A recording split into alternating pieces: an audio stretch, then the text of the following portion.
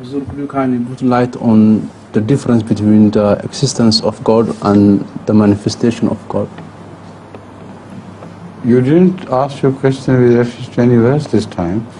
All Holy Quran. All the whole. So first translate this. Assalamu alaikum warahmatullah. Aisha, how are you? Please. The question which has been raised is about the existence of God and His manifestation of His own self. This is a very wide question which relates to everything in the universe. It depends on how you observe the manifestation. Existence is something which can only be seen through manifestation in case of God. Because eyes cannot see Him, you cannot touch Him, the five senses, all of them, cannot directly reach Him. They only become aware of His existence from a personal point of view when He reaches the five senses. لا تدركه الأبصار وهو يدرك الأبصار وهو اللطيف الخبير. Absar just does not relate to the eyes. It relates to the senses altogether. The five sources of awareness of Allah's or anybody else's existence. So try as much hard as you like, your five senses will just have to wait. It's Allah who reaches them.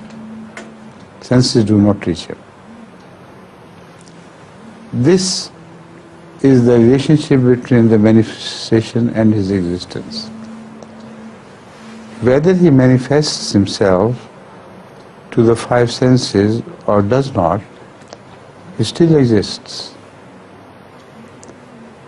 Moreover, His reaching the five senses is constantly done in a very subtle way.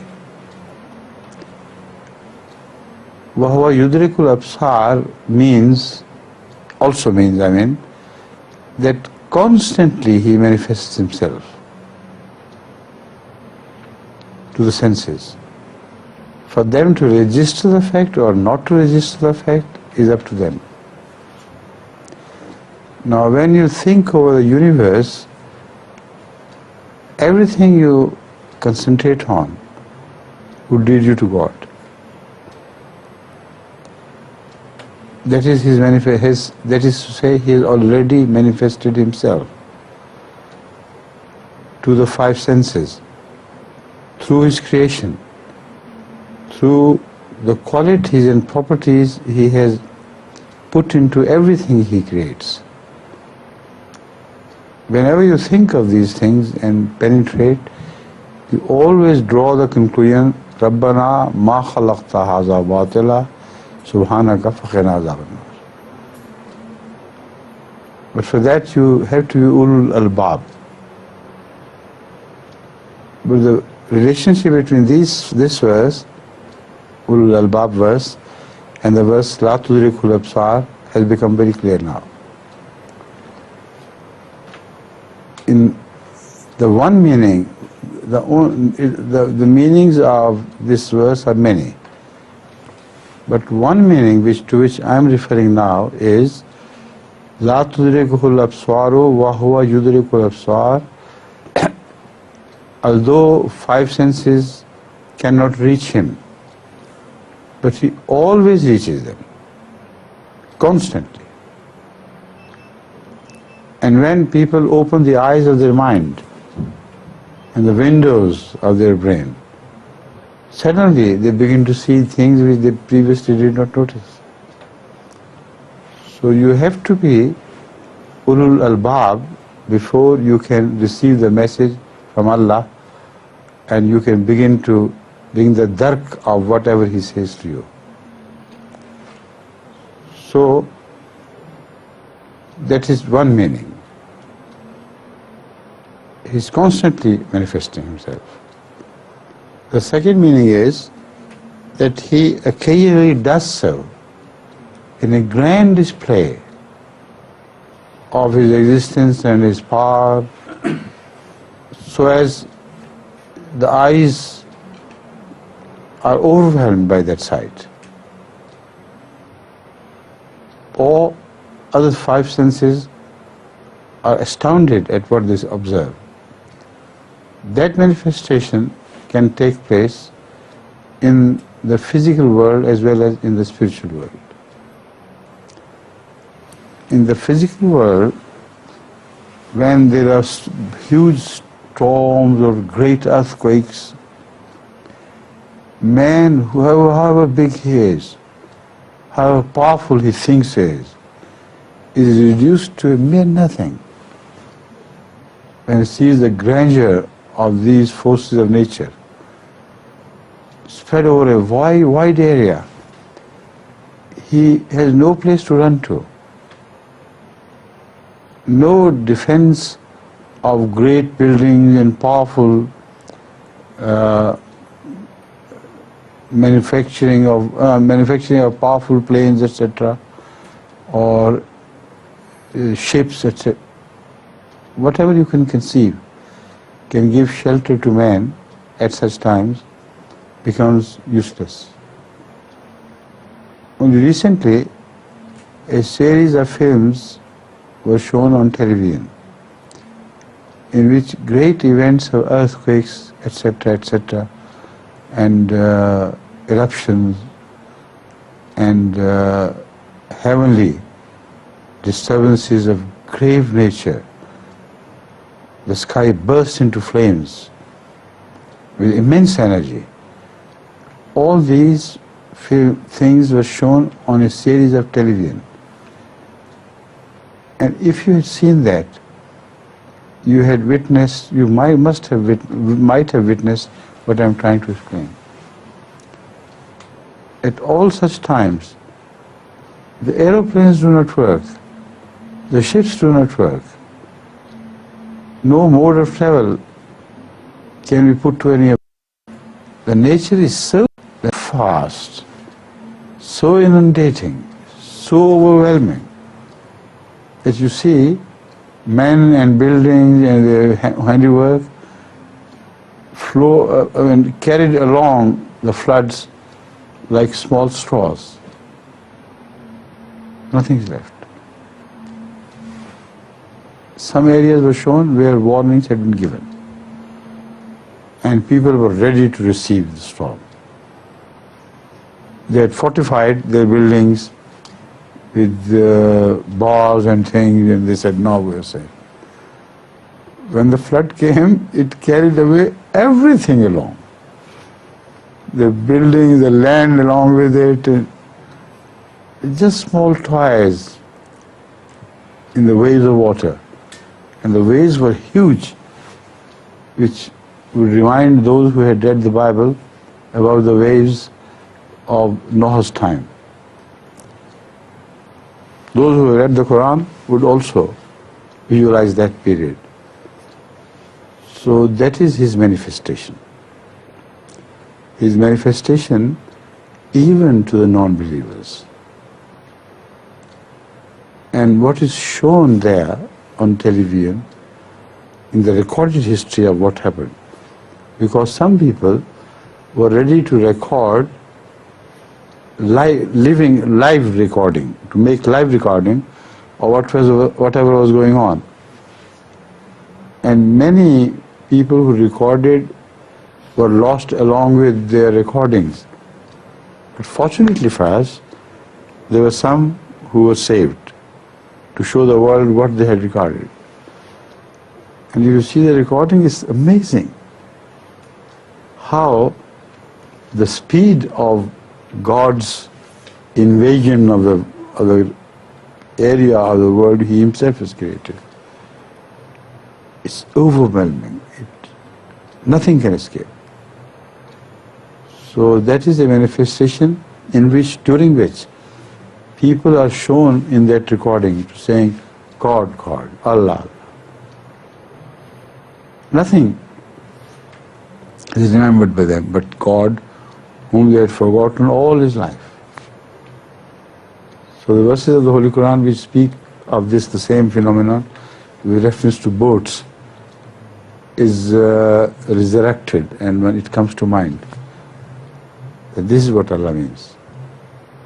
So there is a manifestation, as you asked, which is a physical manifestation of God's glory and his creation, which convinces mankind that there has to be a creator. But then this manifestation takes the form of God revealing himself to the prophets. And some prophets are overwhelmed. It's impossible for them to see the full vision of Allah's glory. That reminds us the incident of Moses demanding a roya, and what happened. And then ultimately we see the glory of God manifested in its totality, which man could capture.